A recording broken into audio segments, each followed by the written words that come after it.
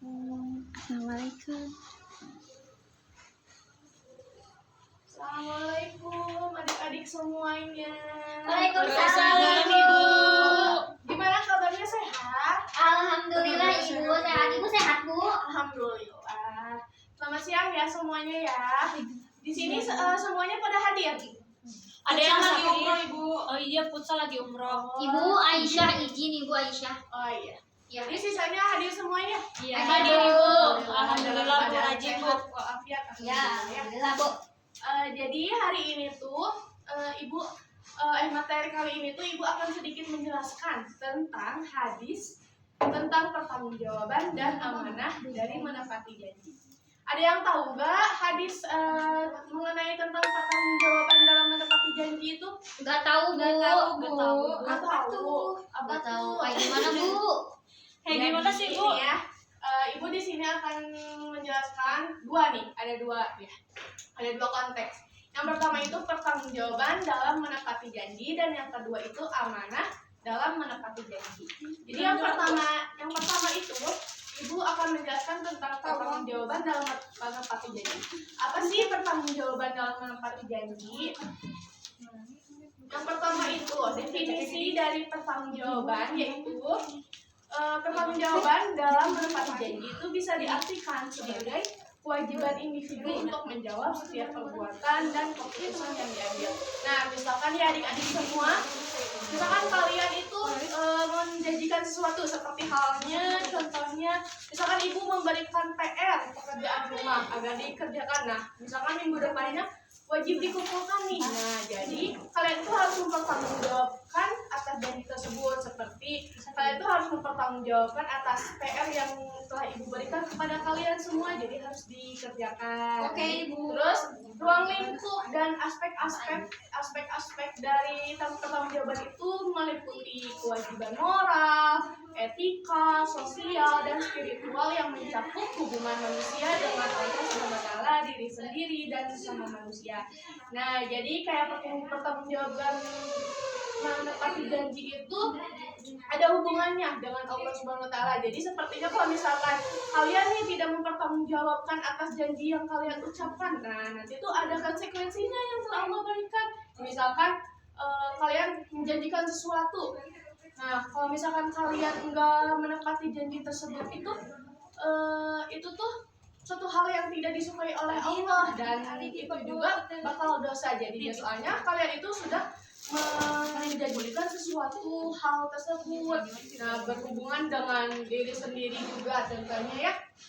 Kalian itu jadi misalkan hubungannya dengan diri sendiri itu jadi kalian tuh harus bertanggung jawab atas diri kalian sendiri. Kalau misalkan kalian nggak tanggung jawab, berarti diri kalian sendiri juga kalian ingkar janji. Kalau misalkan udah mempertanggungjawabkan menepati janji tersebut, terus misalkan sesama manusia nih, seperti halnya kalian sesama teman sekolah, misalkan nih kalian menjanjikan sesuatu, misalkan pulang sekolah kita ini yuk mengerjain PR yuk misalkan. Nah, itu tuh ada hubungannya dengan teman kalian. Jadi kalian sesama manusia itu harus menepati janji.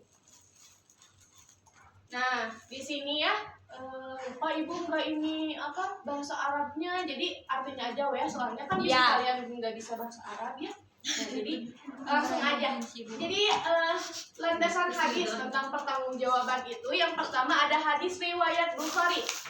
Jadi hadis ini tuh menjelaskan tentang pentingnya sebuah tindakan di mana masing-masing individu akan bertanggung jawab atas setiap tindak tanduknya di hadapan Allah SWT. Jadi hadis riwayat Bukhari ini bisa menjelaskan tentang sesuatu yang penting. Misalkan kayak sebuah tindakan tuh pasti dipertanggungjawabkan gitu di hadapan Allah SWT. Misalkan nanti nih kalian nih misalkan kalian sudah tiba ajalnya ya. Nah, setiap tindakan kalian di dalam hidup kalian itu, selama hidup kalian itu pasti ada pertanggungjawabannya. Pasti ada konsekuensinya. Misalkan kalian nih melakukan suatu Ya. amal yang baik, misalkan kalian melakukan suatu amal yang buruk, pasti ada konsekuensinya. Misalkan Ada kalau balasannya. misalkan amal yang baik itu kalian akan masuk surga, terus timbangan berat kebaikannya juga lebih lebih berat. Terus kalau misalkan kalian melakukan amal yang buruk, nah kalian itu dapat konsekuensinya seperti kalian tuh masuk neraka.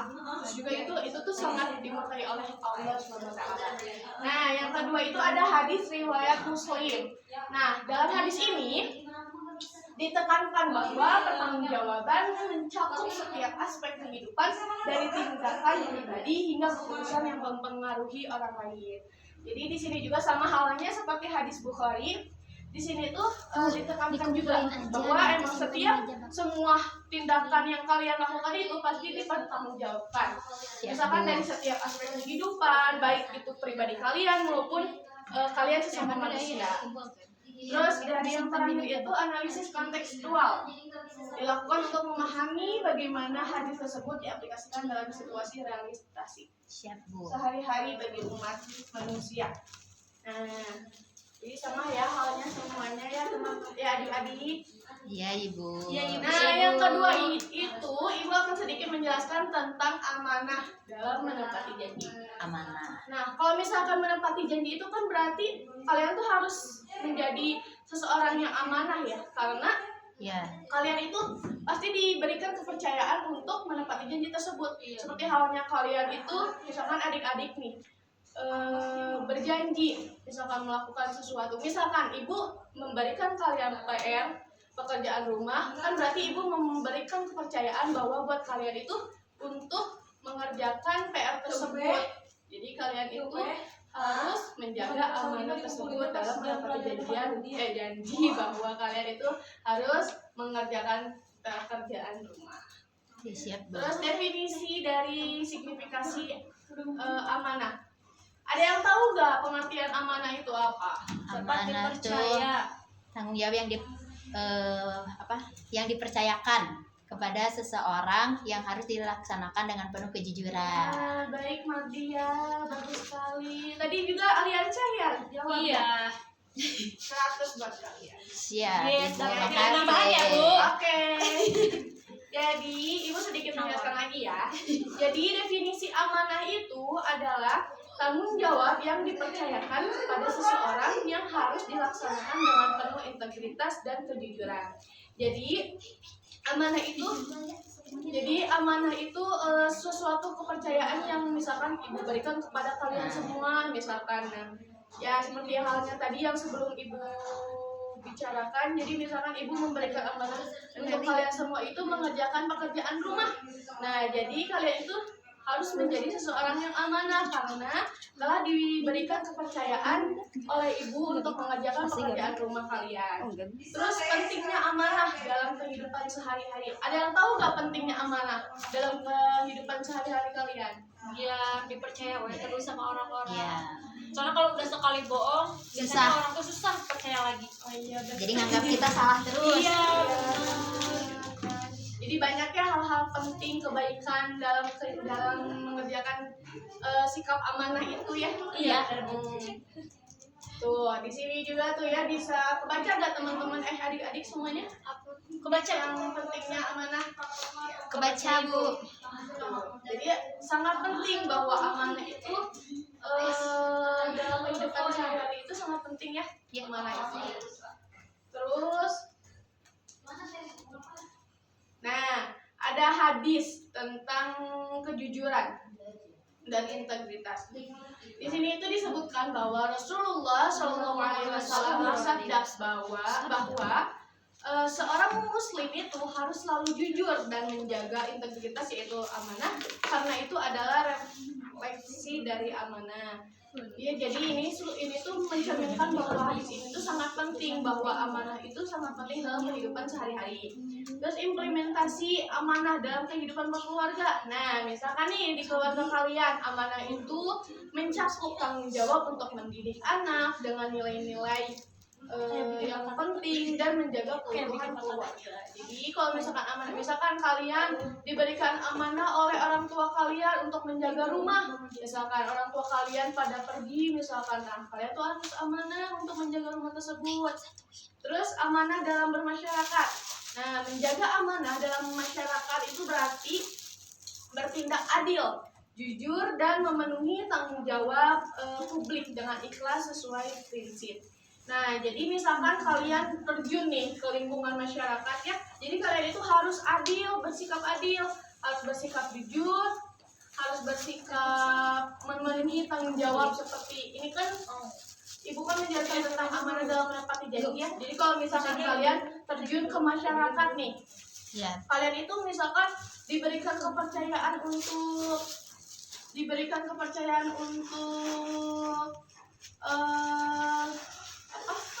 bergotong royong, misalkan bergotong royong di lingkungan kalian semua, misalkan. Nah, kalian itu harus amanah karena kalian itu telah diberikan kepercayaan oleh sesama masyarakat. Terus di sini ada hadis tentang menepati janji. Hadis yang mendidik tentang keutamaan menepati janji. Hadis ini mengajarkan bahwa menepati janji adalah tanda keimanan seseorang dan akan mendapatkan pahala besar di sisi Allah. Jadi ya jadi adik-adik bisa dilihat bahwa menepati janji itu sangat penting. Kalau misalkan kalian mengucapkan sesuatu, kalian melakukan sesuatu, itu harus ditepati janjinya. Misalkan kalian ini janji nih akan mengerjakan pekerjaan rumah yang telah ibu berikan minggu depan misalkan. Nah, kalian tuh harus menepati janji tersebut. Terus juga nih, ini ada konsekuensi. Misalkan kalian tidak menepati janji tersebut itu bisa menjadi termasuk tanda kemunafikan. Ada yang tahu gak tanda munafik itu ada berapa? 3. Apa aja? Berbicara Ia dia berbohong, bohong. jika berjanji ia mengingkari, dan jika dipercaya ia mengkhianati. Ya, itu bagus Ya. Ya, betul. Jadi, nah kan apa tadi Tulis mengkhianati dari ya? Nah, berarti itu tuh termasuk dari tanda kemunafikan. Misalkan kalian tidak menepati janji, itu bisa menjadi orang yang munafik. Mau tidak? Enggak, Bu. Enggak mau, Bu. Berarti harus menepati janji ya, Bu ya. Ya, makanya harus menepati janji ya.